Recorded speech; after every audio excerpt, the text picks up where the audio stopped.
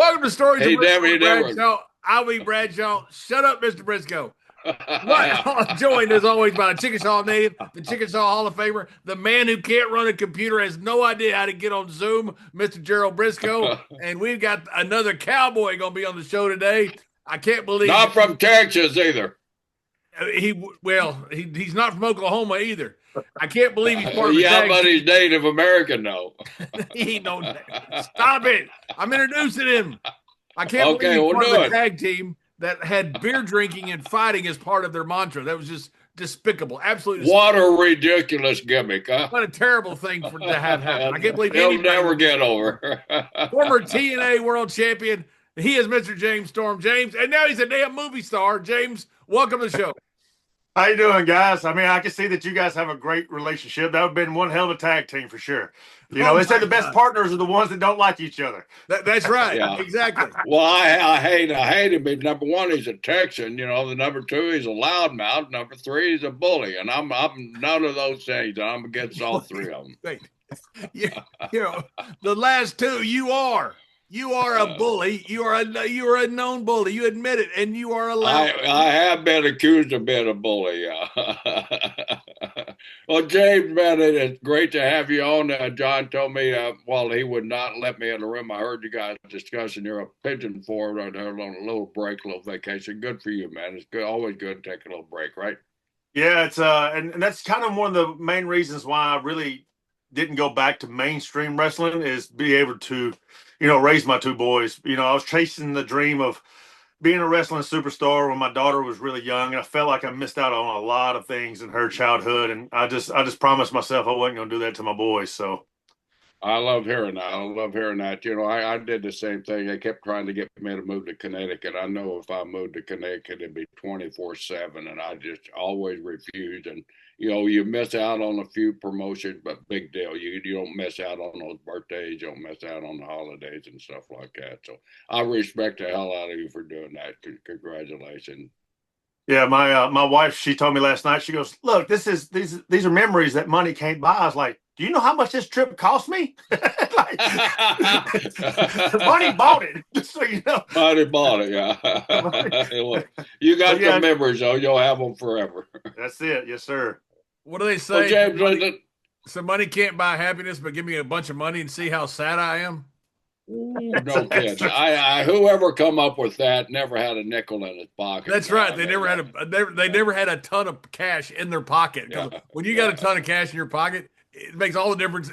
You feel like Elon Musk. You do. Like you feel like you can really do anything. Like you're pretty much at ease. You know, I think you're calmer person. You're a calmer person when you have that money in your pocket. Yeah. And it's different from them having like a credit card that has like a high limit on it. Doesn't matter. If you got cash in your pocket, you're still wealthy. Yeah. You're like walking through like you're the Godfather. Yeah. Who wouldn't want to be like the Godfather either? I mean, especially our Godfather. Yeah, exactly. That's what I always think of when you think. I never think of that one up in New York, you know, the mobster guy. I always think of the fun, crazy guy that we knew as the Godfather. He was our Godfather, and he was the best one that ever walked. Yes, he was. He still is to this day. Still is today. Yeah. He's the only reason I'm on Instagram, just to see what he's doing. I got the opportunity to party with him in London when he did a one night stand up thing. Yeah, between him and RVD, I think my partying days are over. You know what's that song that they have? I'll never smoke Willie with never smoke pot with Willie again, or I'll never smoke pot with Godfather again, Charles again. Yeah, it was a rough one. I challenged him. Actually, had the nerve to challenge him a couple of times, 2 times. I didn't learn the first time, but I definitely learned the second time. You don't want to go there with that man, because he's an extraordinary human being. We love him to death, and we always like to talk about him. Charles, I was going to call you Charles. We're talking about the Godfather. James, tell us a little bit, you know, about your background. Well, when did you decide, you know, this business is going to be for me? I really want to do this business. Did you grow up being a fan or anything like that? I used to go to the Nashville Fairgrounds a lot with my grandfather and watch USWA wrestling. back in the day. And I always said what really stuck with me and what got me into wrestling is uh, uh, not Jeff Jarrett, but Jerry Lawler had brought Tojo Yamamoto over and let my grandfather hold him, and then Jerry punched him, that old spot. And I'll never forget, my grandfather was just cussing Tojo Yamamoto out because my grandfather was a former World War II vet. And Wow. and so, like, Tojo was billing himself as the Japanese guy, and he was, comes out, he's Hawaiian, but Hey, why, he never let anybody know. Yeah, my grandfather just going off, and I remember I was 11 years old, and I was just sitting there, and I was just like, man, this is insane, this is crazy. And the very same night, I actually got a Polaroid picture with Dutch Mantell, and I still have that picture. Holy cow. And of course, Dutch is like, well, if I knew you were going to be a wrestler, I'd have charged you double. What did Dutch charge you? I think it was $10 back then. Holy cow! Yeah. Holy cow. That works out to be what, $1,000 now, John, right? Yeah, this is like, it's 88. Yeah. Shouldn't he have gave you change? He should have gave me something. It was 1988. Hell, what was you, 30 years old then? No, I was 11. So wait a minute. Was Dutch your favorite, or was it just an opportunity to get a picture with Dutch? No, he was one of my favorites. Like I always liked watching Dutch perform. I mean, a lot of those USWA guys back in the day, and like kind of getting off subject, but I always tell people nowadays it's like people focus on wrestling moves now instead of like telling a story and getting people involved. Like if you get someone to feel something in a wrestling match, they'll remember that for the rest of their lives. They won't remember what wrestling moves went on that night, but they'll remember that feeling they had that night they were at that show, And and I was 11 years old, and I still remember that thing with my grandfather like it was yesterday. Was your grandfather a regular? Was he a big time fan or what? Oh yeah, no, he was a regular. He'd take in some nickels and try to put it in a sock, and really, he was ready. He was ready. Yeah. That's the great thing about those old school fans, man. They were ready. They were ready if a heel would come out and land in their lap or something like that. I mean, they were ready for battle. They were ready to take it for the baby faces. And I tell everybody, wrestling is where I learned everything. That's where I learned about drinking. That's where I learned about fighting. I learned about everything going to wrestling matches. And there was always a hat pin lady in damn near every territory. Brother, yeah, there was. There's always some mean bitch who had a hat pin who would stick it in your leg or your ass or something. So I started going there, but then I was going to college on a basketball scholarship, and I winded up losing that because I broke my shoulder. I came home one weekend from college, and I seen this USWA commercial. It's like, do you want to be rich and famous? Do you want to travel the world? I'm like, they're talking to me, And so they were doing a academy down at the fairgrounds, and so I went down there, and we had to pay $1,000 up front. Wow. And and of course there was no refunds, and there was like over 60 people that showed up that Sunday when I did. What a racket! And then Wolfie D was the trainer, and Wolfie, and I winded up breaking my shoulder 3 months in, and I had a compound fracture. Like I didn't even know the bone was out of the skin until I couldn't pick my arm up, and I turned around and the bone was sticking out. And so then I lost my scholarship, and I was like, you know what, like. There's not too many 6'1" white guys in the NBA. There's not many 6 foot anybody in the NBA no more. Everybody's 7 foot tall in the NBA. And so I was just like, man, I'm going to concentrate on wrestling. And so like I got my shoulder better, and then I came back, and Wolfie was helping me a little bit, like doing some independent circuit stuff and everything. And I always asked Wolfie, I said, man, you guys were a little rough in that training, after I learned, about the business stuff. He goes, well, I was told to shoot on you guys to get you guys out so we can bring in a whole new batch of guys. He goes, you're the only stupid one that stayed around. So who was Wolfie D's tag team partner? Jamie Dundee. Jamie Dundee, that's right. Yeah, those guys were so freaking entertaining. Remember when they quit Jerry Against the Road? Yeah. No, I don't remember that. What happened? So they asked him to put over the Road Warriors, and they didn't want to do it. I mean, it's some freaking Road Warriors, and they didn't want to do it. They went out there and had a hell of a match. I mean, a hell of a match. They did all this like karate stuff, and like anyway, then Road Warriors would squash them, and then they do more karate. It was so freaking entertainment. And then they came back and quit. I'm like, why wouldn't you quit before you put them over? I mean, it's it's backwards. Yeah, they got mad, but instead of walking out before the match, they walked out after the match.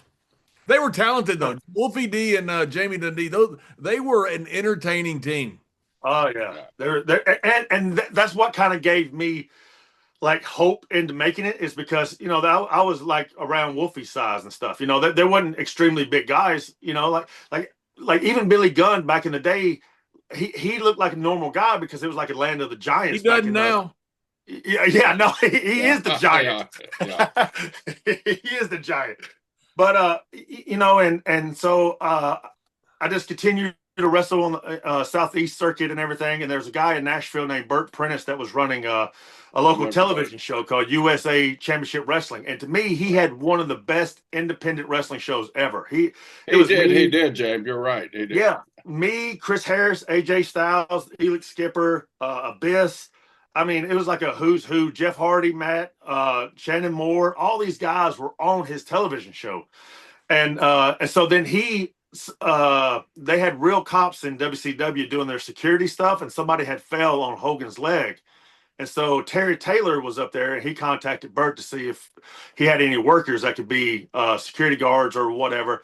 So we started going to WCW, doing the R&B security team or whatever. It was Russo and Bischoff security team, but we always called it the run and bump because that's all we did. We just ran and bumped.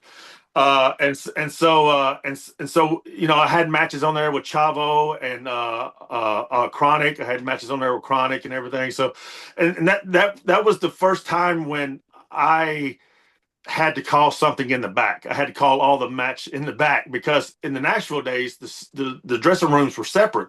So you only got the finish. So you had to call everything else out in the ring, And so when I get there and Chavo's calling all these spots to me, I'm like, shit, I got to remember all this. And I was one of the guys that wrote some of my spots down on my hand. But the problem was I got sweaty and the shit started smearing. But good thing, like he was calling it to me as we went along in the match as well. So that's always a panic when that spot goes away. I mean, it happens to all of us. You get out and you're in the heat of things. All of us are okay. Time for that next spot. No, what was it? That's where those great referees step in and said, "All right, here's what you do." Yep. And that's where you grab the headlock and they go, "What are we doing?" You go, just wait here for a minute. You've forgotten what you're going to do. Yeah. So then WCW sold out, and then TNA started up, and Jeff Jarrett called me. He goes, "Hey man, we need a Southern cowboy type character to fill this role. Whatever you want to do it." And they were doing commentary for the TNA show at one of Bert's show to do like a dry run. And me and Chris Harris had a match, and they signed both of us off that match that we had that night. And so, and then the rest is history. We just started with TNA from day one, and just keep on doing what we could do. Hey, that's phenomenal. Day one you was with that company. That's always a good feeling when you see something, you have a good feeling about it, and that feeling turned out to be true. Yeah, a quick funny story is before TNA started up and before I started going to WCW, I was installing security alarms for Brink's security system. And so my boss came to me. He goes, "Hey man, you might want to go do this one. This is a pro wrestler's house." And I looked at it, and it was Ron Harris. And so I went and like put he in Ron needs Harris. A security system. I know, right?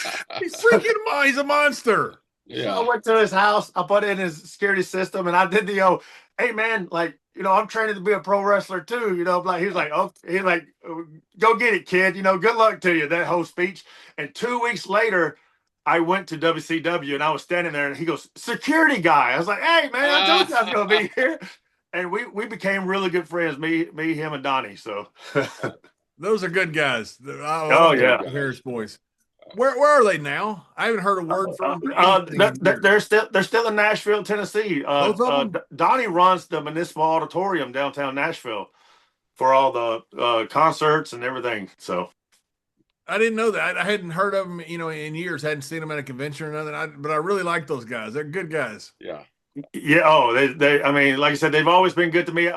Well, except for there's a couple of times I was in a match with them, and I go to shoot Ron across, and I tell him to move, and I come running as fast as I can, and man, he puts his boot up and just takes my head off. He goes, "Did I call that?" I went, "Oh no, you didn't." I was like, it was still young in the TNA days, and there was a spot where him and Donnie was on the outside, and we do a spot where Chris shoots me off, and then he back drops me out onto the floor onto the guys.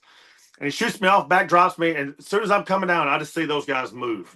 And I said, "Hey, man," we'll get to the back. I said, "What happened?" They go, "Well, you said you were going to do a dive. We never did say we were going to catch you." He said, "Always make sure they're going to say they're going to be there." I was like, good story. I got you. Yeah. I can't remember if it was Ronnie or Donnie. I don't remember which one it was, but one of them was in the Brawl for All, and they're going to fight Shamrock. They put Shamrock in the Brawl for All initially, along with Severn, which I'm like, dude, these guys just won the UFC with no rules. Right. We really need to put these guys in the Brawl for All. So they have Shamrock against one of the Harris boys. I remember which one it was. So he calls his wife, as you do, let them know, the payphone, and she says, "Are you on the show tonight?" And he goes, "Nope, not on the show tonight." So he didn't want her to see him fight Shamrock. So, but he's going to fight him. He never said a word about it. He wasn't backing down. Didn't back down at all. He's going to fight him. Well, anyway, Shamrock then walks into Vince and goes, "Vince, I won the UFC. I can't be in this fight tournament. What if one of these guys catches me with something or something happens? I got nothing to prove. And if I win, it's not that big a deal because I beat guys I should have beat." He goes, Right. "I'm just not going to compete."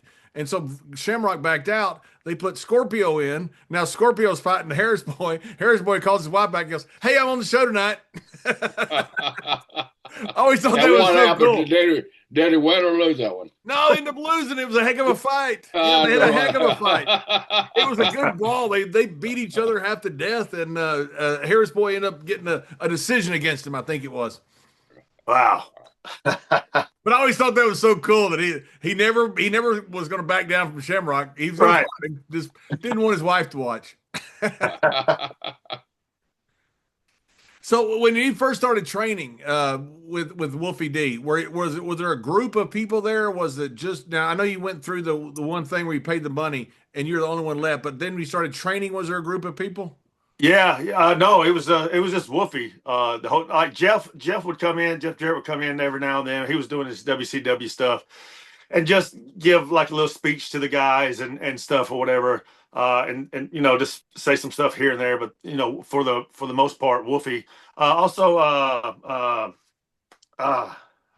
Randy Hales was there as well. He was part of the USWA thing, and so, but yeah, they were mostly just Wolfie and Randy there. So, and so there wasn't a whole group of people that were training with you. It was just you. I mean, by I want to say month and a half, they had narrowed it down to like 10 people. Like out of 60 people, like it was only 10 left. Like everybody else just dropped out because it was a shoot class. They would make us get on our hands and knees and take a steel chair and hit us 5 times in the back just for no reason. No. I'm like, I don't know if this is part of the training. They're like, "You're to toughen your back up for the back bump." I was like, "How about we just do back bumps?" So they just not hit you in the head. So they would just hit you with a chair. Yeah. It was insane. It must have gone through a lot of chairs at that time. Oh no, but back in those days, they didn't want to waste that money on buying a new chair. So exactly. And I remember and then we would go to once it got down to like 3 or 4 of us, we went out to Jarrett's farm and we would train in his barn. He have a ring set out there in his barn, and man, that ring, that was the shittiest ring I've ever been in my life. Like, the wires were sticking out of the ropes, like dust was everywhere. I mean, but it's one of those things. It's like, okay, if I can make it through this, I'm good. I'm good. You mentioned the chair shots. I mean, they probably weren't real working chair shots there either. They were laying those things in. How was the breaking? I mean, how the terminology was? They breaking you in letting you know slowly, okay, guys, it's a work. We're not trying to kill each other. How did they proceed in that part of the training? Yeah, I mean, it was slowly. I mean, it was, they wouldn't let you fully in on everything until like they thought you were ready to debut on the USWA television show or something, and then they would kind of pull you aside, and because I seen like two other guys they pulled aside, and they were like, okay, let's go through this whole match with you so you be ready for TV and stuff like that. How many guys were in that last little group? Did you have 4 or 5 guys, like you said, or how many? Yeah, there was only 4 or 5 guys toward the end, right when I broke my shoulder, and it happened because they wanted me to do the clothesline flip bump or whatever. And so when I got clothesline, instead of just hitting me and let me take my bump, he kind of just drove me down, and it didn't let me go all the way over, and it just drove my shoulder right down to the ground and just popped it right out. Wow. Wow. Yeah. So when you went out to Jerry's barn out there, of course it wasn't air conditioned, it's hot as hell probably in the summertime, and you guys were probably dropping like it. Did you really see that light at the end of the tunnel? This is the kind of the final step for my training. Were you getting any matches or what was going on during the training? Yeah, no, I mean we started working matches with each other at Jerry's farm, because I remember like Eddie Marlin. Jeff's grandfather would be out there and stuff as well, and kind of going through stuff with us as well, and it was kind of one of those things. Once you saw Eddie, you're like, okay, I'm very close, because he's coming out here to fine tune guys and stuff as well. So it's just like, all right, okay, there's God. I just got to keep walking that way. That's how we kind of thought of it. So what was the message when they finally thought you were ready? Okay, we're going to put you in a how do you say it, a competitive match or a TV time match? Yeah, it was just okay. Now we're going to hire you to start working for us on the television show, and I was 3 weeks out from debuting on the USWA show when I broke my shoulder. And so, but then when I was out for a whole year doing rehab and stuff, and when I came back, like the USWA had shut down and everything. So then I had to start working like, small independent shows and stuff. And really that's where I kind of learned how to working all these different guys and different shows and stuff. So the USA that's when the USA had shut down and it was just gone completely at that point?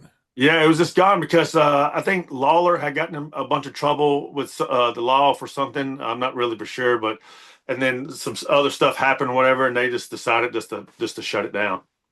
Yeah, that was such a great territory. It was fun, and like you Memphis, Louisville, Nashville. It was a good loop. And go ahead. Oh, so when Jared finally came to you and said they want to hire you there, what was the feeling? I mean, you had to be elated as hell.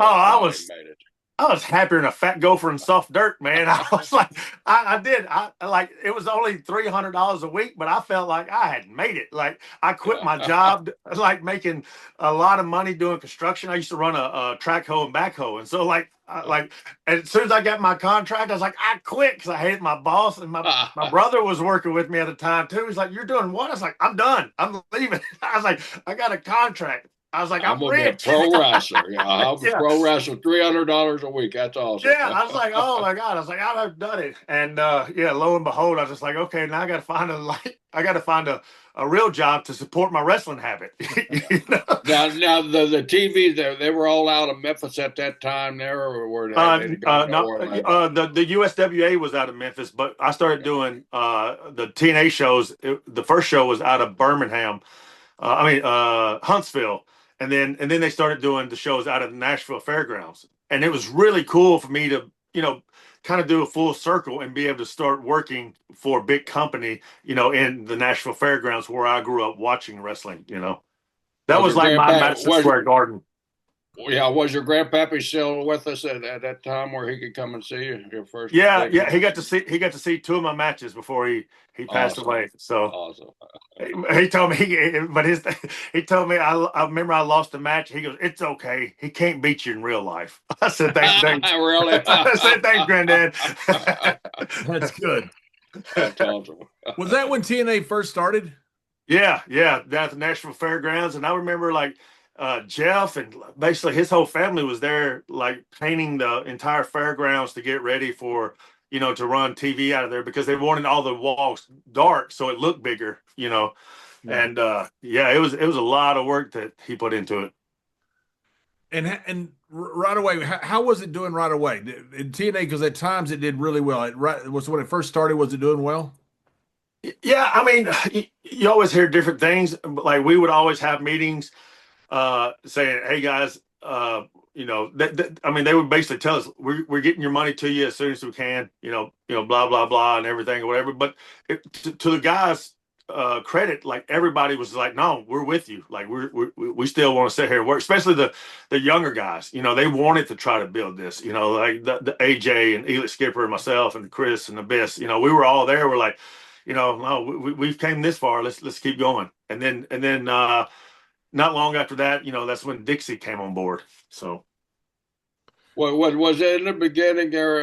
It's kind of a personal question, but what did they not pay you every week? I mean, how did that happen? I mean, if you didn't get paid 1 week, you got paid the next week. So, I mean, to me, like I always got my money no matter what. So it wasn't like, you went a month and a half or 2 months without a paycheck. It's like, hey, I got you. Don't worry about it. It's coming. It wasn't like some of those ECW horror stories you hear. It's in the mail. It's in the mail. Yeah. Yeah. Funny how the mail works very well, except for when your check's in it. I know. I'm like, did y'all send it Pony Express? What happened here? Yeah, you send anything by the mail, you get it, except for a check. You're like, it's in the mail. Okay. Somehow they lose respect on me. Yeah, it had to be extremely gratifying to you to watch that build. Like you said, you're starting out in the little house shows and everywhere, and then all of a sudden, new money comes in. You feel that expansion. When Dixie come in, was there a hurrah type speech coming in? That she's going to infuse some money into this company, and we're going to go. Yeah. She came in and she was talking about her and her family. They're investing money and stuff into it and everything, and they're going to try to make it as big as they can. And to me, wrestling is like I don't believe it until I see it. Until it's over. Basically, okay, it did happen. But and so I think that's how everybody was. It's like, okay, well, show us, don't tell us. Let's see it. And so then when she started investing money and her family started investing money, and then we went to Fox Sports Net first, and then we was doing the weekly pay-per-views, but then we went to Fox Sports Net, and then we went to Spike after that. And I think once we got to Spike, everybody was, they're like, oh, we got something. We finally done it. Yeah, now you the pay-per-views, you guys tried something really creative at the time of weekly pay-per-views, correct? Is that when you started it? Yeah, and it's crazy how many like Comic-Cons and stuff I still do, and people tell me like they used to watch the weekly pay-per-views all the time. I'm like, really? Like, okay. I'm like, I never saw any of that money. Yeah. I'm like $10 a week. You pay $10 a week to watch the pay-per-view. I'm like, that's like 4 Dutch Mantels Polaroids a month. That's right. Damn Dutch. But I always give credit to so there was basically 4 guys in my career that really helped me along the way. Mr. Perfect, Dusty Rhodes, and Dutch Mantell was, he was one of the guys that he wasn't afraid to speak his mind and say what he needed to say. Like I love Dutch to death, and his Dutch isms he always says, like he always does the one is like, he goes, somebody just came up to me and said, "Did you see that James Storm last match?" He goes, "God, I hope so." I love the Dutchism of there's only a couple things you can't do, kid. And what's that? Heel or baby face? We was in Puerto Rico working. He was in orange shorts, white socks, and black shirt, and a tank top. And he's a little hairy Dutch out there in Puerto Rico, and it was hot. And I was working Carlito, and we were like 5 minutes in the match, and I was hear Dutch banging on the mat. He goes, "Take it home, boy. This ain't WrestleMania." I was like, he's like, "I'm dying out here." I was like, "All right, Dutch." That's great. Dutch is the best. I mean, Dutch is awesome. I rode with Dutch for about a year. Dutch is so funny. He's got such a great mind for the wrestling business too. I mean, I love sitting and talking with him. Yeah, I've always wanted, I guess Dutch, may not have played well with others or something was the reason, like him and Cornette both, he was too blunt. All But right.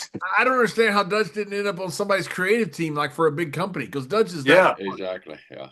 I'd much rather somebody be straight blunt with me and then beat around the bush. I'd rather somebody just come out and say something instead of, just not saying it at all. Yeah, and Dutch didn't beat around the bush at all. At all. Yeah. So you guys are doing these weekly pay-per-views. How long did that last, and what was the message at the end when they said we're not doing these anymore? We're going to try a different road. Well, I mean, I think it lasted about a year and a half, and then we went to Fox Sports Net, and we thought we were big shit then. We're like, all right, we're on TV, regular TV. Oh, Fox, yeah, too, Fox. Yeah.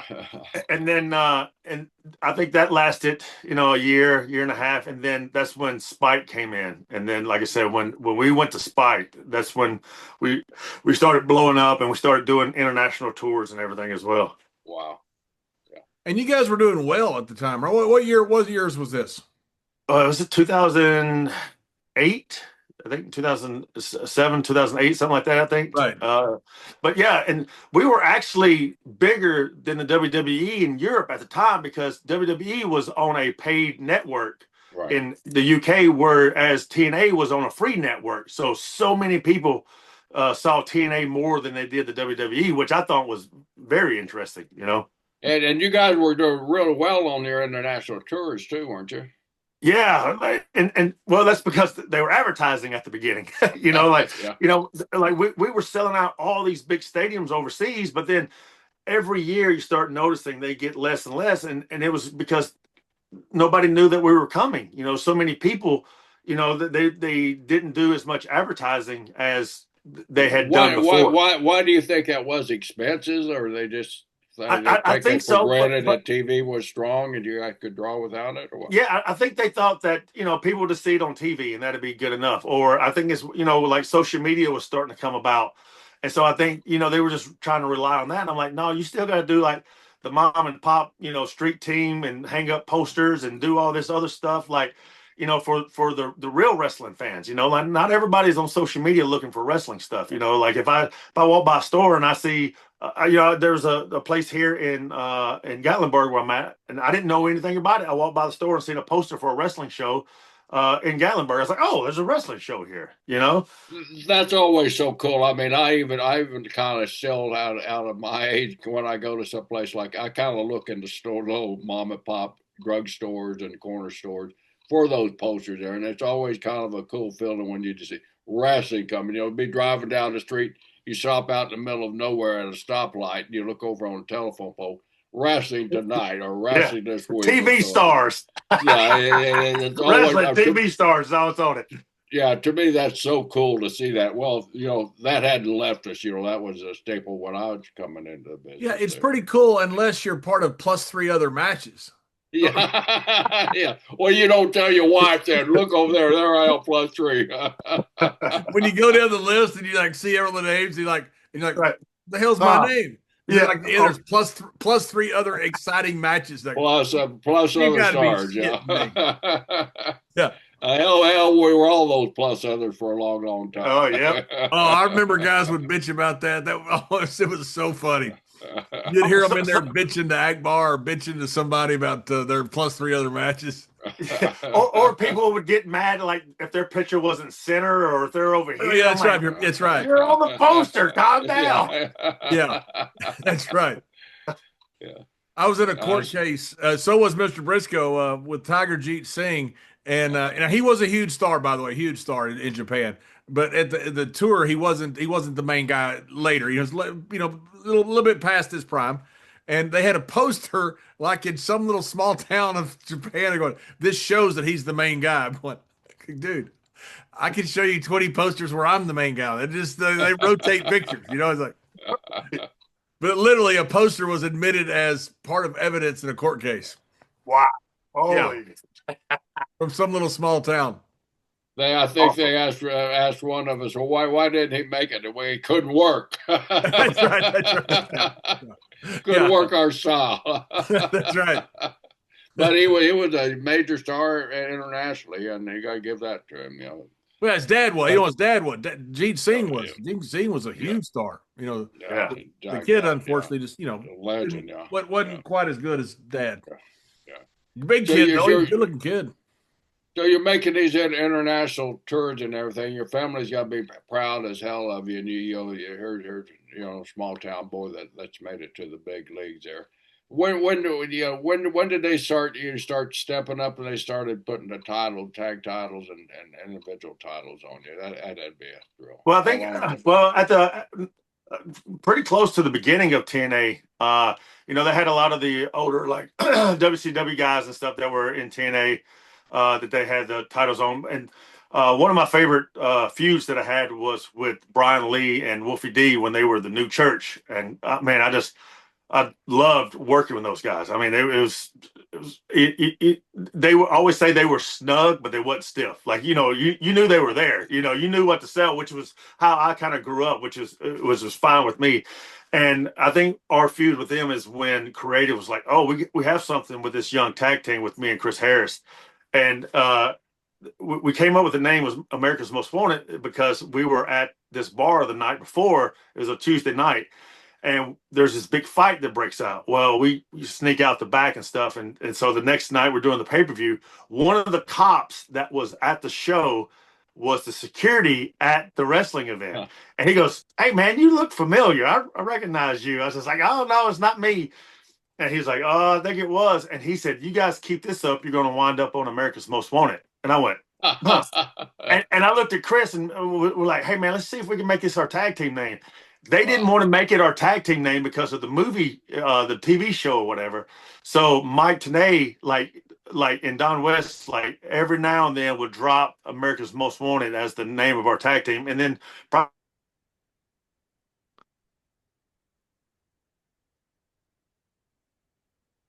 Uh-oh, we lost him.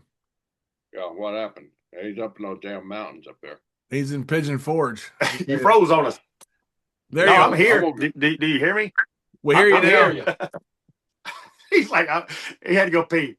You ever know? We may not see him again. Oh, did I cut out? Which part did I cut out on? You cut out right when he first started talking. Oh, really? Oh, yeah. Dang it.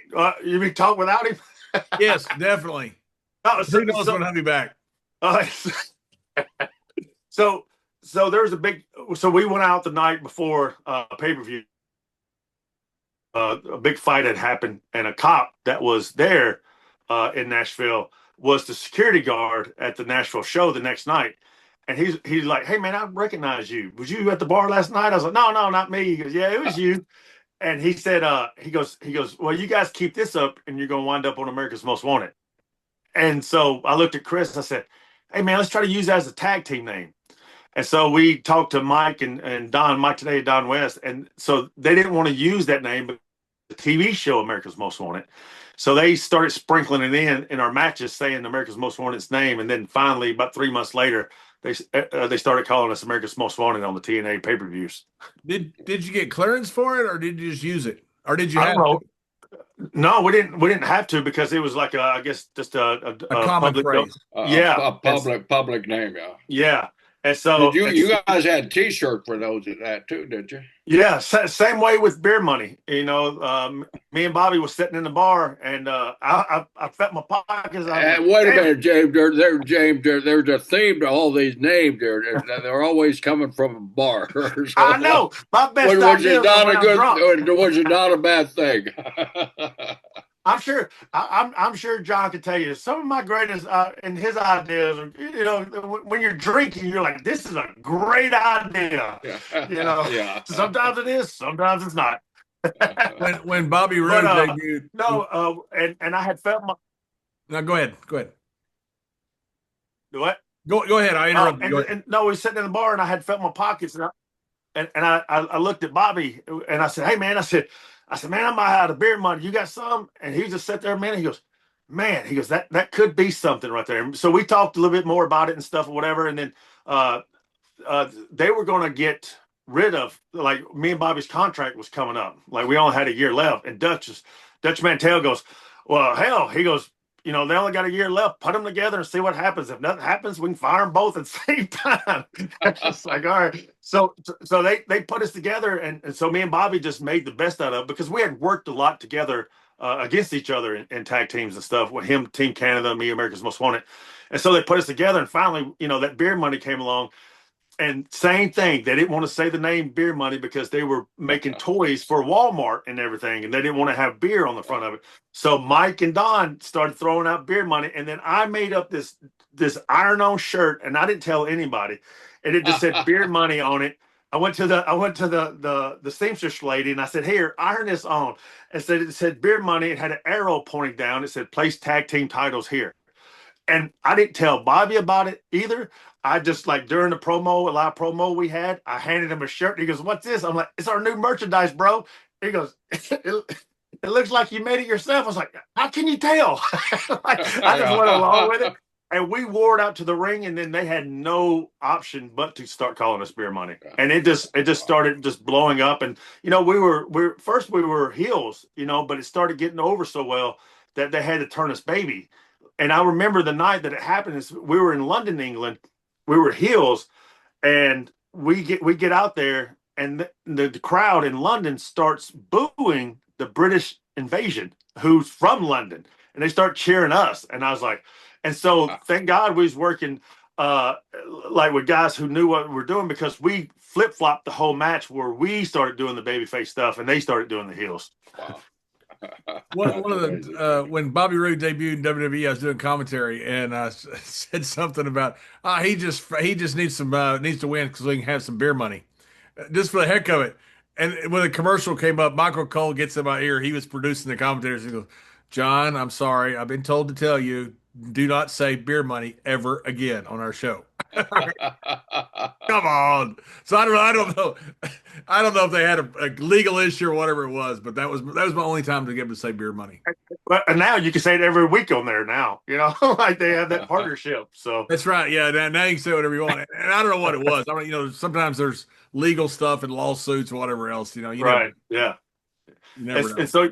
And so yeah, then I did the whole run with Beer Money, and that was, and everybody always asked me which was the best tag team, AMW or Beer Money, and I would say they were two different tag teams. Where AMW, me and Chris had to rely on each other. We became like a real life brothers, basically, because we had to depend on each other. Whereas with Beer Money, we were kind of already established, so we can just go out there and just do whatever and just have fun. And we came up with like the Beer Money suplex. That was the dumbest thing in the world, but that it was the most over thing in our whole thing that we was doing. Like, we just suplex the guy and we go, "Oh, beer money," and guys hated taking that move, because when we was double suplexing them, like the arms were stuck like up or whatever. They're like, "Just suplex me already." And so then they stuck Gail Kim with us, and then they stuck Jacqueline with us. And I tell everybody, like, Jacqueline Moore is one of my favorite people in the whole world. Like, she is unreal. Like, she is not afraid of anything. If I ever got in a bar fight, tough. Yeah. She's a tough lady. She can beat up the whole world. Yeah. If I got in a bar fight, I want her on my side. I'm like, you ain't kidding, I do.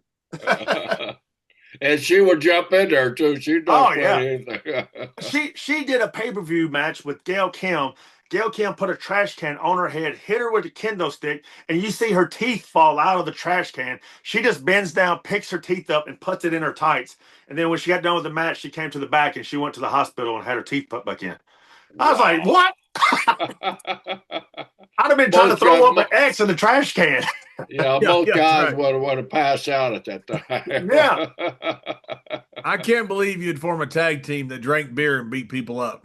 No, right? It's the weirdest thing in the whole world. I mean, nobody would buy that. I want to ask our co-host here a question. John, when you saw that beer money gimmick, be honest with us for a change. What was your thinking? Were they infringing a little bit, or what was your feeling towards it? Oh, no. When something's done well, you don't mind it. When something's done poorly, it's by a couple of idiots or something, you like, oh, guys, just go away, retire, take 2 weeks off and quit. That's what you want to tell them. But with those guys, I thought it was great. I thought the two things I thought were great. I thought West Texas Rednecks with Henning and Duncombe and Wyndham was that. I want to be part of that. That was something I wanted to be part of, and sing Rapid's crap. And the other one was Beer Money. I thought Beer Money was cool. Yeah, because like you say, it was two guys who could carry that. That's two guys who could work. It's two guys who are entertaining. Two guys who are fun. What you hate is when it's two guys that are just completely opposite, or just trying to poach a character or something. And I never felt like that was that. We certainly don't own the creative the beer drinking rights. Yeah. Drinking beer and fighting. It was funny because I remember Dutch. He came up to us one time. He goes, "Look, we're gonna put you two guys together." He goes, "Now, Storm, you teach him how to be a character, and Bobby, you teach him how to wrestle." That's why we're putting you guys together. I was like, all right. Well, that's kind of like Ron and John. Ron had to teach John how to wrestle. He didn't do a very good job. No, but you taught him how to drink some beer, man. You did a great job with that. Well, yes. We drink a lot of beer, but so did you boys. Oh yeah, it was sometimes a little too much, but hey, it's all in the fun. We think we was rock stars back then. It's what's funny is people used to always ask us, "Was that real beer?" You got to be kidding me. Yeah. Right. When they ask me all the time, and I was talking to Austin about it too, and he was like, "Is that real beer?" People, and I was like, "Well," he's like, "I always thought it was real beer." I'm like, "Yeah, of course it's real beer." I was like, "I never get drunk before a match." But I was like, but afterwards, I was like, just like you, when they're throwing beers up, like you'll chug whatever. And but he always told me, he goes, "I don't know how WWE Creative didn't come up with the name Beer Money somehow." Right. Yeah, that's a real miss. Because that's something pretty easy. You got the pay window, you got so much going on. Beer Money never came up. You guys were the first guys to get that. I remember, like, when we did our first international tour, our t-shirts, I think we were over there for like 2.5 weeks. We made over $1 million in merchandise sales with the Beer Money logo on it. And our cut, because we were still on the old contract before we blew up as Beer Money, we got $2,500 a piece. No.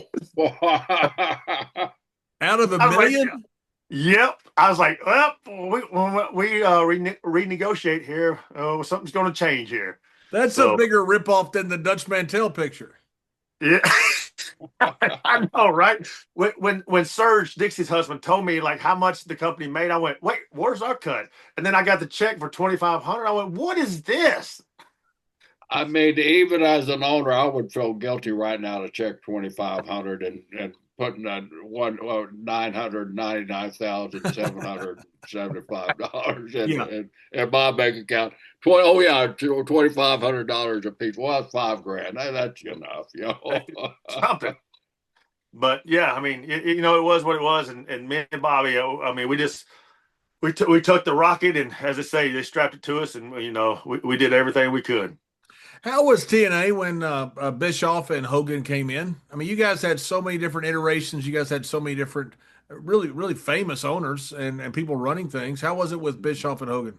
Yeah, to me, it was like, here comes another captain on a ship that's not fully above water. Is how I kind of, did it, and it was one of those things where it's like, okay, we got Hogan, so he can definitely help the product and stuff or whatever, but it's kind of one of those things too, is like, okay, well, now they're bringing in all their buddies, like a lot of the, and nothing against the Nasty Boys. I love them to death.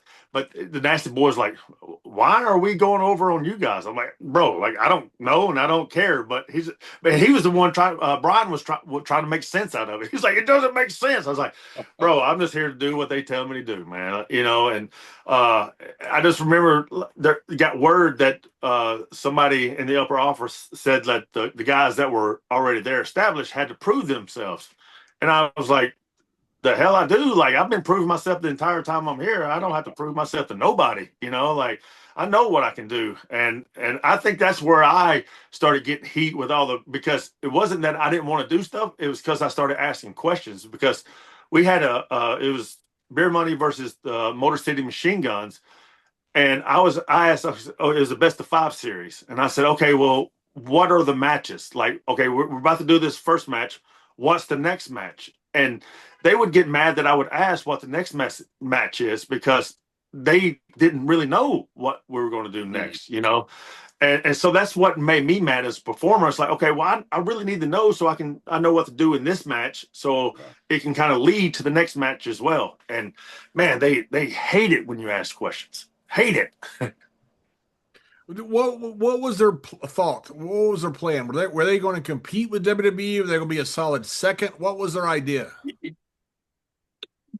Got the whole thing that they wanted to compete with WWE. You know, when they started when they wanted to go to Monday nights, I was like, this is bad. Like, no, like, let's just stay in our lane. Like, we're doing good. Like here, like there's no big. You're not going to sink the WWE. Like, you know, there's like we can just stay in this nice calm water right over here and just keep doing our thing and making our money and you know and everybody's happy doing stuff or whatever, having a job.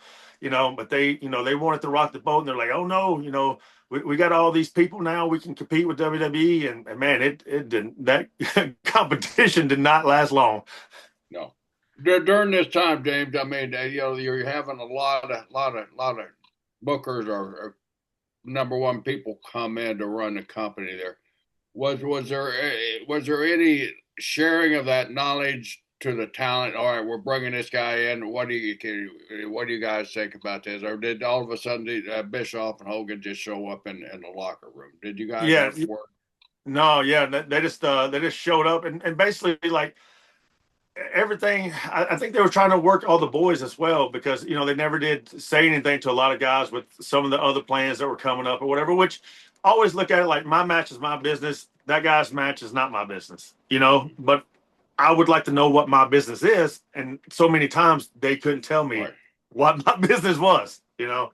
And a lot of times you need to know what that other guy's business is to advance your business too. You're right. But then when you feel like you're starting back over, that I did like all these other different times when all these different bookers and stuff would come in, it's like, okay, we're hitting the reset button. Oh, great. Okay. Now I have to start all back over. And by the time it got to Hogan and Bischoff, I was like, I'm done. Like I went to Dixie Carter actually. And I was like, look, I've done everything you asked me to do.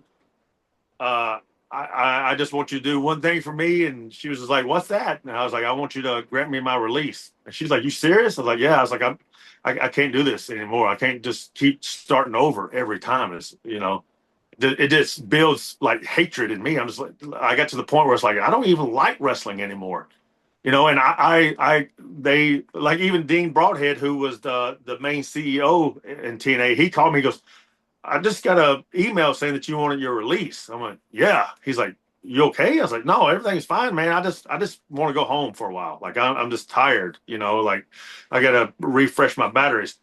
And Dixie goes, well, you're not going to WWE, are you? I was like, no, I just want to go home. And I had no plans at all. And then I'm sitting at home about 3 weeks and Road Dogg calls me. Road Dogg texts me. He goes, hey, man, we're in Nashville, you know, in 2 weeks or whatever. You want to come up to the show and just hang out? I was like, yeah, sure. So I go up there, and of course I'm up there, whatever. And he comes by and he shows me a text from Hunter. He goes, and the text was like, hey, see if he wants to come down to NXT and talk next week or whatever. And tell him bring his gear if he wants to work a match or whatever. And I was like, okay, sure. You know, and I went down there and they gave me a surprise. And I was like on Hunter's bus. Like they, you know, and because I remember Paula like texting with Billy Gunn and saying, hey, how's Storm doing? Billy's like, well, I ain't seen him. He's been sitting on the damn bus all day. It's like he's getting it better than I am. And so, but then, you know, I went out and worked or whatever, and you know, it was awesome. Like the reaction I got when I went out and everything. And but then I was, you know, they called me and said they wanted to sign me and all this stuff and wanted me to come back down and talk or whatever. But when I got back down there, it's like their dates had changed. It's like they went from 75 dates to 125 to 150 dates. But the problem is the money never changed. The money stayed the same. I was like, yeah, no, this ain't right, man. And so I was talking to Hunter about it. And I was like, look, I was like, if you can just give me $25,000 more, that's all I'm asking. Like you got like 50 extra dates for it. If you can just give me 25,000 extra more, I'll sign, no problem. And he was just like, well, you won't be here long because you're a character and Vince loves characters and you know how to work, so you won't be here long. And I was like, well, I'm definitely not going to the main roster making this little bit of money. Like, that ain't going to happen. If I was a 25, 26-year-old kid, I'd have signed in a heartbeat. But I had a family and all this other stuff. And like, I was set in my life. Like I had done right with my money. I invested it. So it's not like I needed to. And I think that's what they really hated, is that I didn't need them. You And have that angry. and so when I looked at Hunter, I said, hey man, I said, look, man, I said, this is a hard decision, but my wife gave me the up and I'm leaving. And I did. I left. I went home, and a week later, Hunter calls me. He goes, "Hey man, I just want to see if we can work out a deal." I was like, "Can you give me the $25,000 more?" He's like, "Oh no." I was like, "Hey bro, sorry. Then I can't sign. That's how it is." Yeah. So well, back at TNA, you have that core group, and as a promoter, as an owner, you kind of want to keep that core group happy. You had AJ and Parks there. Were you guys ever brought in on any of the decision making because you were the core group, or were you guys just kind of kept in the dark like everybody else? yeah, no, we were just kept in the dark, and I think that's what bothered a lot of the guys, is us just being kept in the dark. Because you had a great core group there, you really did. Yeah, we had like Kurt was there, Samoa Joe, AJ, Frankie, Christopher Daniels, me, Bobby, Abyss. Like it was a good group of guys that had been there since day one almost. And we had been through it all. And I think, as you've seen, like everybody kind of got tired of everything changing all the time and us being left out. You had AJ was just like, look, when he left, as soon as he left, and I was just like, okay, it's my time to leave too. Like, and then I left, and then Bobby left, so, and then guys to start leaving. AJ, even in the very beginning when I first met him, before he really even got into business, he always seemed to have that mind for the business. And it seemed like he was passed over in that organization a lot to kind of help creative and stuff like that. Did you notice the same thing with him? Yeah, I mean that was with a lot of the guys. But one thing about AJ is, man, he never let it show. He put his head down and just kept doing business. He's like at the end of the day, they don't. When I go to the bank, they don't ask me if I won or lost. I was like, all right, and it's one of those things. Is like he just kept going forward. He really is a phenomenal one. I mean, guy's fantastic. Yeah, what a crew you guys had. I've had so many great matches with AJ involved. Like we did the spot at TNA Lockdown where I said, "Hey man," I said, "how cool would it be if you can get on top of the ceiling and swing and land on top of me on a table on top of the cage?" And so we had it all like fixed where there was going to be a ladder up there and all this other stuff. And sure enough, he climbed up there and he had to jump a little bit, but he grabbed the ceiling of the impact zone we were in and swing back and forth. And I was like, this is the dumbest idea I ever had. And when I seen him come down, you could just see my hands sprawl out like Spider-Man trying to grab. I was like, okay, we're good. We didn't fall through. I was just like, oh no. Yeah, I always thought with Morocco, got landed on by Snuka. Nobody brings up Morocco. The guy on the bottom, nobody ever brings him up. I'm on the bottom. I'm watching Eddie Guerrero, and people forget Eddie Guerrero's like 240, 250 pounds. I'm like, dude, this is gonna kill me. This is coming off the gate. And I'm thinking the same thing. This is the dumbest thing I've ever done. Freaking RVD made me poop on myself with his frog splash. I mean, it wasn't like a full poop; it was like a turtle poop. But hey, I was just like, oh my god, how heavy are you? Yeah, RVD can land on you. He's a really good worker, but he can be heavy. Yeah, very heavy. It's just funny how the guy on the bottom never gets credit for nothing. Yeah, cool that frog splash looked. Well, what about the guy that had to catch it? Yeah, there was some guy down there catching you, by the way. Well, and that's what, a lot of times these days you see like 8, 10 people out there to catch one person to do something off the top rope. Whereas, when I was coming up, it was just me and the other guy. Like you trusted that guy to catch you, now. Yeah, and you had to catch him. Yeah, and now you got like 10 people that still don't even catch the first. They don't catch them at all. They all fall like dominoes. Brrr. I saw one where some kid jumped off something and all the guys like underneath were like this and they just scattered and they just splat. I'm like, you got to be kidding me. That would have been numerous fights. Oh yeah. Quickly, very quickly.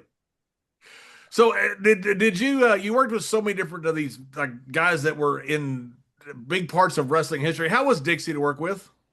She was always good to me. Like she treated me with respect, and to me, I think like she cared about her wrestlers. You know, like if you had a problem with wrestling or with life, you can come in and she would talk to you. She just got a bad rep, I think, because she didn't know a lot about the wrestling business when she came in. You know, and people just like, oh, this is just some dumb person that I can take advantage of and get money out of or something. You know, whereas she was coming in really trying to help guys make a living. You know, being a professional wrestler. So yeah, I was kind of going to ask that question. What was her attitude towards the guys? I mean, was she really helpful? I mean, did she see issues and try to solve the issues, or was she kind of just a standoff kind of owner and like, all right, Jeff, you guys take care of this? And see, that's what I did like about her is like she wouldn't brush this problem off to somebody else. You know, like she would get to the bottom of it somehow. If you went to her with a problem, she would figure out a solution right then and there. It wouldn't go on for days or weeks or whatever. Yeah, the times I've met her, I've only met her a couple of times. Very nice lady. I mean, terrific. Yeah. You know, seemed like a really nice person. You know, which I don't think anybody said she wasn't a nice person. I just didn't know how she was to work for during all that because you got to work. When I asked her for my release, like I could tell that she was really sad. You know, I was like, look, I've been here since day one and done everything you guys asked me, and I just want my release. And she was sad to see me go. You your match with Kurt Angle, that's got to be one of your career highlights, right? Where you beating a gold medalist for a world championship. The match gets less and less.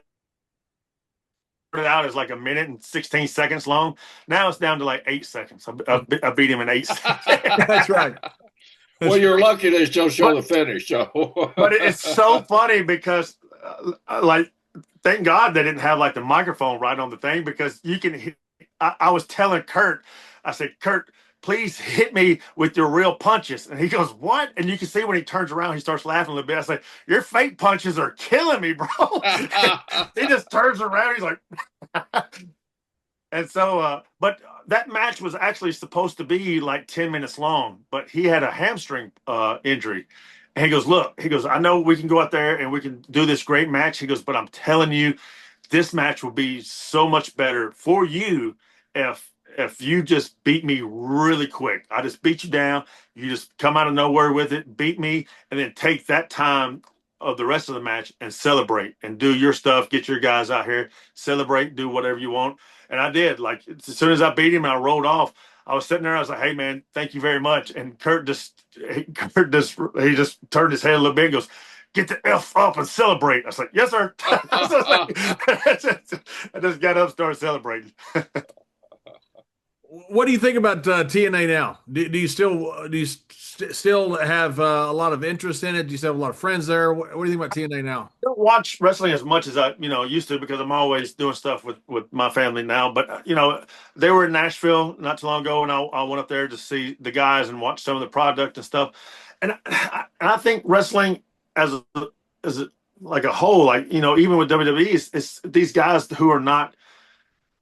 It's like they weren't taught to create memories or moments. They were just taught to do wrestling moves. Here, you go out here and you do 8 moves, and then you beat him with a roll up or something. It's just like I don't understand these guys, like why they're doing this. And I was always taught, like I said, you got to create some kind of moment in the match that people are going to remember. And I'm sure you've seen wrestling where a guy do a Canadian destroyer off the top rope or something, and the guy kicks out, and then he gets pinned like a roll up or something, schoolboy.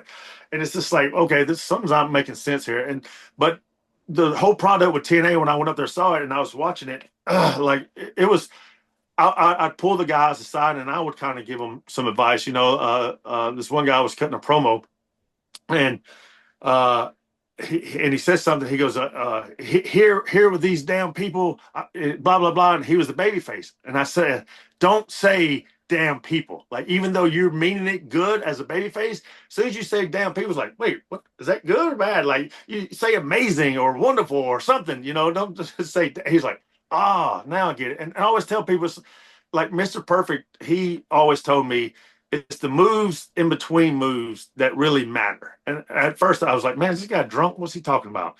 And it wasn't until I started watching like Rock and Austin and stuff. He goes, you see when the Rock stands there and he does the people's eyebrow, he goes, that's a wrestling move without taking a bump. He goes, that's taking time off your match. That is a wrestling move. And that gets probably the biggest pop of the whole match when he just stands there and does that. Or when Austin is dropping the elbow and he just does the fingers. Like, everything is a wrestling move, but the move in between the bumps is really what makes a guy stand out from anybody else, I think. You're so correct on that. We used to call them transition moves, Yeah, and stuff like that. That's what makes a match. It always has. I mean, you go back even when I was coaching Abraham Lincoln against Stephen Douglas. Abe just pause and kind of look up at the audience there. Yeah. And he would do that. He got over so good. He won the presidency of the United States of America. Was he always honest? Oh, he was always honest, John. I'd pay him a little bit extra. I'd slip an extra dollar into his pay envelope, and he would come to Mr. Brisco. You overpaid me by $1. I always appreciate that about honesty. So Abe Lincoln would actually give you money back. He would give me money back. Said, I just enjoy the experience of working for you, Mr. Brisco. I didn't know that. Yeah, well, now you do. Now that's what this podcast brings to you, little historical moments like that's great historical moment. That's fantastic. But that's what Steve Kern has kind of said, the phrase, it's motion over emotion. And that's what a lot of people, the young people and people from every era, make a mistake of. They want to have motion, but they forget about the emotion instead. Yeah. They want to have everything just, they're scared. They're scared of being out there without anything to do. Well, and so what I learned too is they're scared of silence. Like, they're scared. They always want the crowd to be chanting something. And I was always taught, when there's silence, that's the best, because they're watching you. They're like, oh my God, they're watching you. Like silence is not the they're being bored. If they're bored, they're going to chant boring. But if it's silence, they're watching you. But a lot of these people think today, like, if it's silence, that it's not a good match. That's the reason people back in the old days were terrified to go to Japan, because that Japanese audience, man, they just sit there. But the old timers, they're watching you, kid. They're watching you. They're appreciating. And then they just go, yeah. I remember Mr. Perfect. I came back after a match, and man, I was like, man, it was a great match. It was me and Chris versus Elite Skipper and Christopher Daniels. And we thought we just did the best match in the whole world. We came back, we were feeling good. It was a cage match on the weekly pay-per-view. And all of a sudden I just hear Mr. Perfect going, Cowboy. I said, yeah. He goes, get the F over here. I was like, oh, that ain't good. And so I go over there and I start talking to him. He's like, what the hell was that? I was like, which part? And so he's like, he starts talking to me about this thing. And I was like, oh, well, I was just shooting the guy off and, hitting a move on him. He goes, don't ever pick somebody up when they're laying on the ground. He goes, because the number one rule is to pin the guy. He goes, when you pick him up, his shoulders off the ground, you're telling the whole world that you really don't care about this match. And, it's fake. And he goes, it's that guy's job, as soon as he takes a bump or gets pinned and kicks out, to get up. And I tell everybody, I'm like, watch Jeff Hardy. Like, you knock Jeff Hardy down, you're looking around for him, and like, you'll find him near the nearest camera, because he knows this right here has to be in the camera, that they're not filming you when you're laying down. And so like, when I'm doing these seminars, I tell everybody, I'm like, if you take a bump and you get pinned, don't pick the guy up. The guy on the ground needs to know to move, to get up, to get his shoulders off the ground, because he doesn't want to be beat. A lot of these kids don't understand that. You had a special relationship with Perfect, and it's always great to have a friendship with somebody on that level. How did that friendship develop with you and Kurt? Jack Daniels. Jack Daniels, good enough. Yeah, no, like I remember, like me, him, and Chris, we would go down to Tootsie's in Nashville, whatever, after the pay-per-views and drink and stuff and just talk or whatever. And I never wanted to bring wrestling up to him. Like I never, but he was always kind enough to be like, "How was your match tonight?" And then he would like listen or whatever. I was like, "Oh, okay." Like I never wanted to initiate it and bring it up because I'm sure he'd be like, "I don't want to talk about wrestling. I want to drink," you know. But he was kind enough to be like, "How'd your match go tonight?" Like, "Oh, it was good," you know.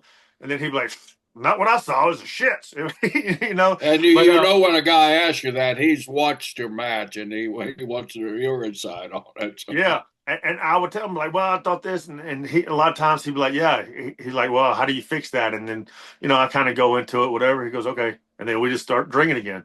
So, right. Kurt used to talk Carney so fast that he could hardly understand him, right? Have you heard him do that, James? I mean, he was Carney so fast. They're like, dude, I speak Carney, and I have no idea what you're talking about.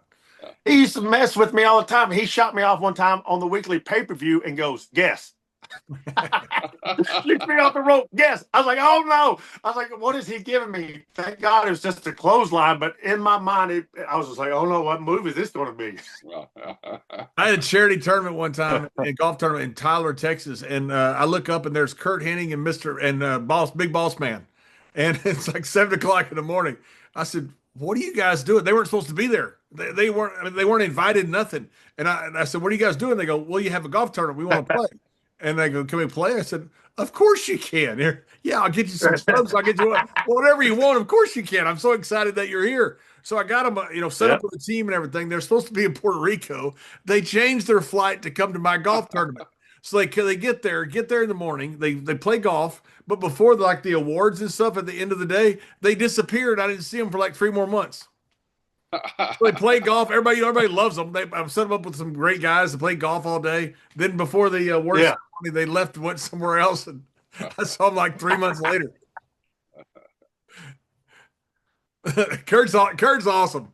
I saw Kurt sing at Medina Ballroom with John Anderson so many times. At one point, I thought John Anderson was going to fight him when he first got out. Ladies and gentlemen, Mr. Perfect Kurt Hennig. Kurt gets up and he sings something with him. Everybody's, yeah. Then Kurt gets up again, and John Anderson, ladies and gentlemen, Kurt Hennig's back. And Kurt goes, about the 5th time, it's like, security, get this man off the stage. Yeah, it was great. Yeah. So, James, after all this, how did you get involved in the movies and doing so much with all the movies you're doing? And what all are you doing with the movies? I think a lot of people may not know that. So a lot of people don't know, I actually signed a deal with the WWE right before the pandemic happened, and I was supposed to debut on the Monday night right after Raw in 2000, I believe. Yeah. And then the pandemic happened, and then all the contracts, and the releases and stuff, and because mine wasn't fully executed because I was supposed to go down to Orlando to do the physical part of it. Oh, what bad luck. Right. And then, so mine got caught in the wash. And I remember Heyman, man, he's like, we have to break up again. I was just like, so, and then it wasn't long after that, like I had got contacted again, but by then I just feel like I started a whole new chapter in my life. And like, I don't need like that headache, as much as I love wrestling. Like I love to have a spot where I can just help guys, like a producer or something like that, where I can just be like, look, you're not doing it right. Because I think a lot of times producers say what talent wants to hear now. And that's what I get sometimes when I go to shows or whatever. I'm like, you should really tell him the truth, but it's, but after the pandemic, I found this really, because I just took that as a sign from God that, all right, it's time to find something else, time to do something else. And so I found this really cool acting school in Nashville, and the coach, he was basically like a Dutch Mantel, like he'd tell you how it is. If you didn't like it, leave the class, And so I did that for 2 years, and then I treated movies like the wrestling business. Like I started doing the independents and stuff like that, and then start building my name and getting to know these different producers and directors, and traveling everywhere just to meet directors and everything. And I feel like now this year, with the end of last year and now this year, things are really starting to take off as, I got a really big opportunity for a big Netflix show coming up. So it's one of the things that I have to kind of be hush hush on a little bit, but it's one of the things that if it pans out, it's going to be really good for me, and everybody be able to see me in a different light. And what I love is it gives me that same itch as wrestling did. Like, I still get to portray this character or different characters and stuff. And I'm still in front of a camera, even though it's not in front of, 10 or 15,000 people, it's in front of 10 or 15 people. It still gives me that adrenaline rush when that director says, action, and I can still do my own stunts. So I just have so much fun doing it. Yeah. And how many, so we're going back a little bit. You took acting classes in school for 2 years? Yeah. Yeah. For 2 years. I did like a small project, when I was in acting school, whatever. But yeah, I did the acting school, the Fourth Wall Acting Studio in Nashville, Tennessee, and then right then, as soon as I got done, I made me I started doing like really indie movies or whatever, so I can build me a reel. So then I can get me a agent that can get me bigger shows, and that's what I did. So I was using like basically wrestling indie footage, but but it's basically indie movie footage to get a reel, to get an agent to get me bigger roles. So then I can build a bigger reel to get my manager and bigger acting roles. Wow. And how many movies do you do a year? Last year I did 12 movies and 3 TV episodes. See, that's what I'm saying. A lot of people, I tell them that they don't realize that. I mean, that is a lot of work. It's a lot of work. I did one, and I don't mean just a lot of work. I mean the whole composite of that's a lot of different places that you've worked for. That's really cool. Yeah, and I've really impressed these 2 directors that I worked for. So I did a big movie in Toronto called Tennessee Ride Along, and I was there for 11 days, and it was a lot of fun. It was a comedy, so that's what I loved about it, is I got to finally do a comedy. But then as soon as I got done with that, I had to go right to another movie set in Syracuse, New York, and I was there for 14 days. But there was one weekend where I had a wrestling show, so basically they let me off on a Friday. I flew to Germany, did the wrestling show on Saturday, and flew back on Sunday, and got back on set Monday to finish the movie out. Wow. The director was like, "What?" I was like, "Bro, like wrestlers are a different breed. Like, I mean, I don't know what it is about wrestlers, but they get there somehow. Like, Yeah, guys find a way to get the shows.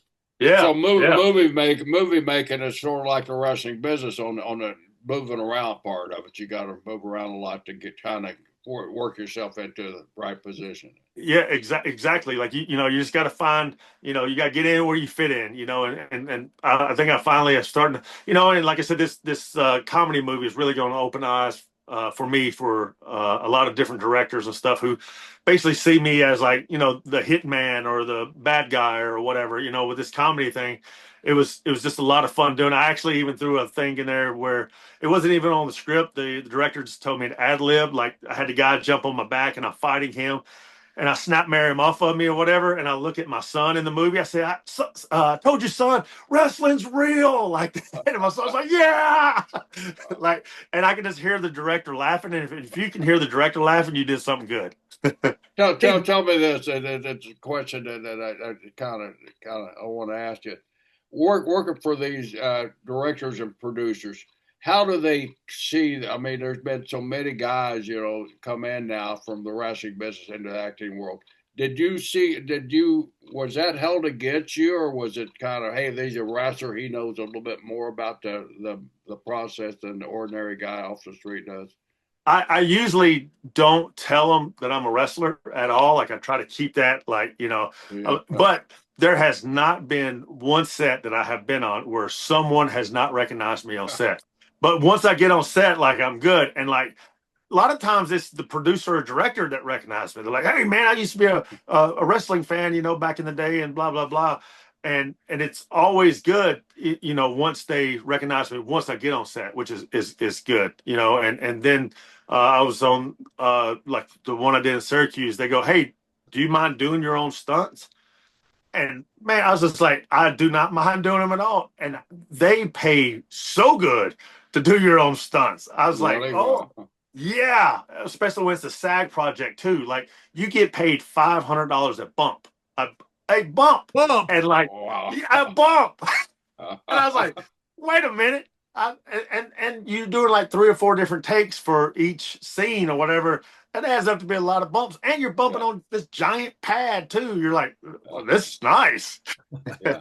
It ain't no Memphis said in 1950 ring there, right? No, it ain't no Memphis barn ring, that's for sure. Hey, Jerry, you remember Kim Duck?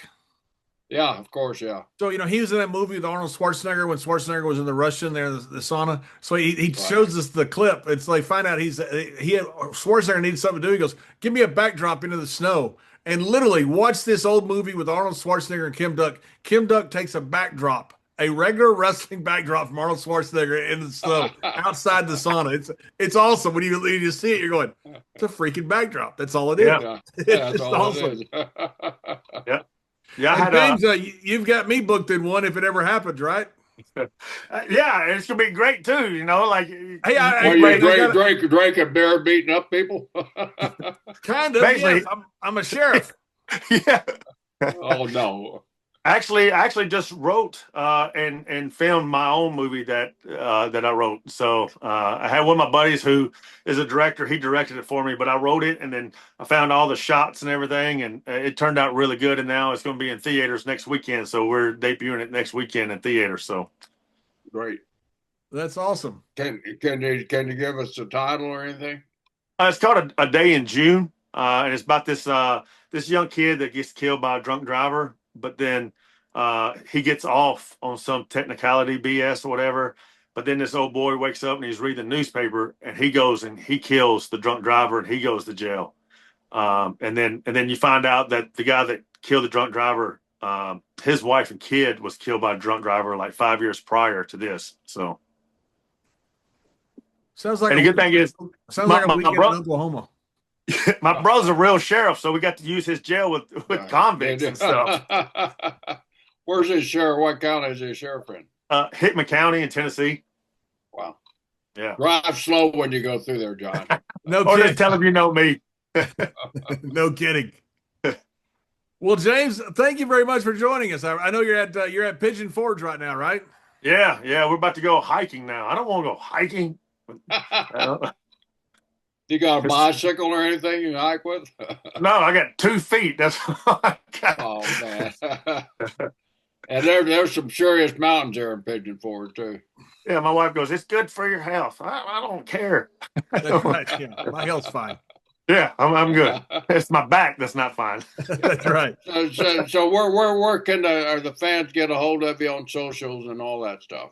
My Twitter or X or whatever it's called these days. Yeah, and my Instagram both are James Storm Brand. And also my TikTok as well. So I don't have Facebook. The funny thing is I was doing a convention one time and somebody thought they were talking to me on Facebook, and I'm standing there saying I don't have a Facebook account. They're like, "Yeah, but we've been talking." I'm like, I'm telling you in person that I do not have an account. So if anybody's talking to anybody like me on Facebook, it's fake. Not you. Well, James, we appreciate you joining us. Thank you very much. And hopefully, are you be on set? Are you in the same movie, right? Yes. Okay, good. So the movie ever happens. And I say ever happens because it was supposed to happen last summer, and it got postponed for a illness to the director's wife or something like that, and then to this summer. And so it may still happen. Me and James I may be a movie star with James. That's right. Oh boy, I'll be first in line to get a ticket. I bet you will. James, thank you very much for joining us. All right, thank you guys, man. Y'all have a good one.